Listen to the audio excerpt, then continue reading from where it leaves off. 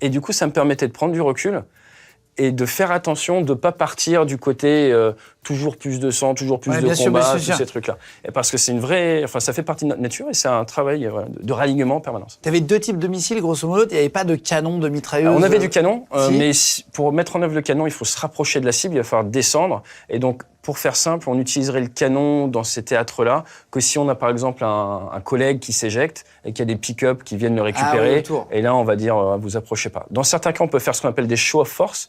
Tu descends bas et tu vas voler à très basse altitude pour montrer, par exemple, dans une vallée en Afghanistan ou autre, « Hé les gars, il y a des avions de chasse, ne tournez pas d'embuscade à mes potes ».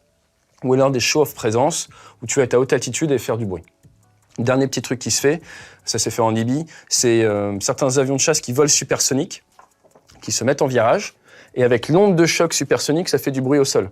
Et ils faisaient ça en ce qu'on appelle du psyops, donc de la guerre psychologique, où tu fais des bangs à répétition. Fort et c'est ça, et ça montre aux gens que, en gros, faut pas rigoler. C'est pas aujourd'hui, sortez pas attaquer les forces de la coalition ou nous embêtez pas, on est présent.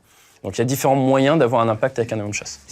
Quand tu t'éjectes, il y a, sans dévoiler trop les secrets de l'armée française et tout, mais il y a de l'armement sur toi qui reste très léger, mais qui existe quand même, heureusement.